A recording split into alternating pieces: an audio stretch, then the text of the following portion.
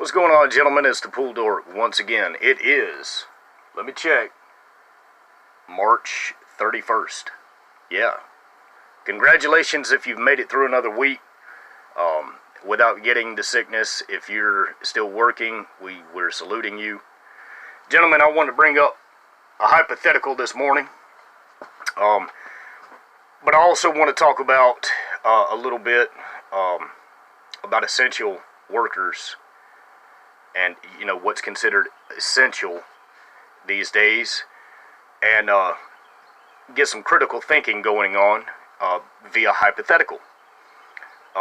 Today, we're taking off of work. We're going to get some rain down here where I'm at, and that's okay. You can't really clean pools in the rain. It's difficult to do because you can't really see what you're doing, and plus you're getting wet. You know, so it's not a good issue. So we took the day off. I'm taking the day to clean the house again, because I do that quite often. Taking some time off to relax, recoup, get my back straightened out, and everything like that. But you know, people right now, they're talking about essential workers and everything, and you see a lot of the restaurants are, you know, still employing people. They won't let you in the door, but they'll serve you through the drive-through, things like that.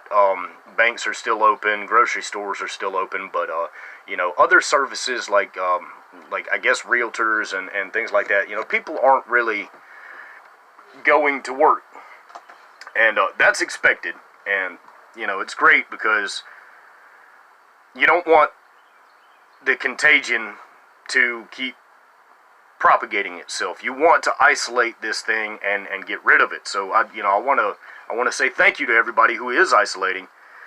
But when you see someone who's working and they're not a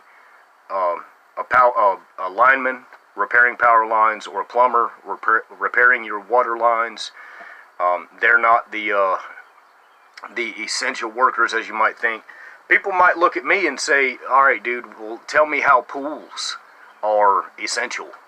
And a lot of people might not understand this, but once your pool turns green and starts breeding mosquitoes, you know, I remember back when the bird flu was big, mosquitoes were supposedly propagating they were spreading the bird flu.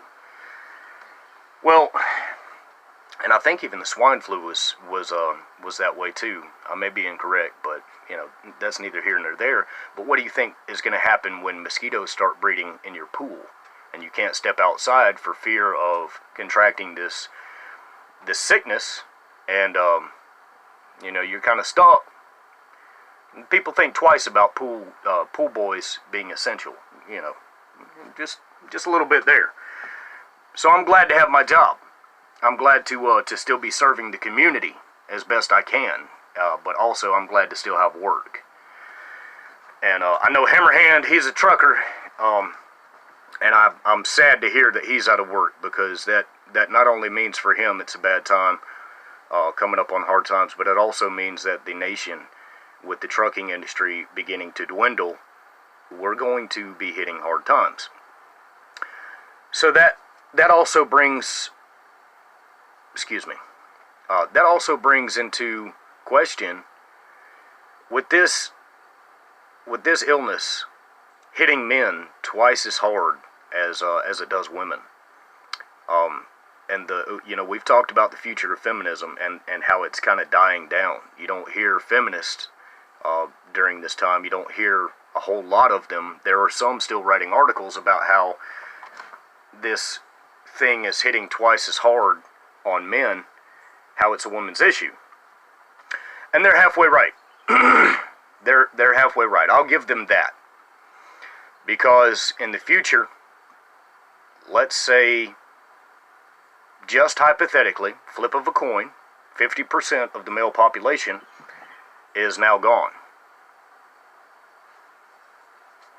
Well, there are already less men than there are women, on average, statistically. I haven't gone through the exact dating age numbers, so I can't really give you that, that information. Just go ahead and look it up for yourself. But once again, this is a hypothetical. If 50% of the male population is now gone, in the future, 5 years down the road, 10 years down the road, there are that many less men, fewer men. That raises the question, now, who's going to perform those essential duties? I had a, whom I thought was my friend, well, obviously, wrote me yesterday, sent me a picture of how she pressure washed around the pool deck. And she said it about killed her. I was like, wow. So I wrote her back and said, what do you mean it about killed you? I'm thinking something exploded on her. Something blew up. She almost fell in the pool. She tripped over something, something almost killed her. No. She never wrote back. But originally what she probably, more than likely, intended to say was that she's a fat ass and not used to doing that job and she needs a man to do it for her. That's my speculation, because when I wrote her back, it was like 8 hours later. She blocked me. And all I did was ask her a question. What do you mean it about killed you? Okay, alright. That's a little bit, that's a little real scenario right there. That's kind of indicative of what we're going to face, what we're going to see when 50%, hypothetically, 50% of the male population goes away. Exactly what feminism wanted. Here it is, upon our door. You're seeing it. And they're going to say, where's all the men? Why do we have to do this hard work? It's killing me. But today you still hear stories about the pregnant woman, and not to hate on her. I'm not hating on her, because she's in that slot of people that are high risk of dying from this. She's pregnant. She's going to have a lot of complications, and I feel for her. But the story on the national news is still covering things like that. The woman's hit, the woman's hit, the woman's hit. Nobody's talking about the men. We are, obviously, but nobody's talking about the men. Nobody's saying, hey, protect our fathers, brothers, cousins, sons. Protect our men. After we get done with this outbreak, this pandemic, we need somebody there to help rebuild. No, they're not calling for that. And what they're essentially doing is that in the future, hypothetically, if it happens this way, they're going to have to take the place of the men. They're going to have to step up and rebuild and carry on with the mission at hand. The becoming linemen, the ditch diggers, the pool boys, you know, they're going to have to do it. They're going to have to be the road workers. They're going to have to be all of the things that men are being right now. And what's it going to look like? Oh, it's going to resemble the dating market. Where have all the good men gone? Why are women working these jobs? Just a little hypothetical. And they're still going to blame men. Just like a widow does at her husband's funeral. That son of a bitch went off and left me.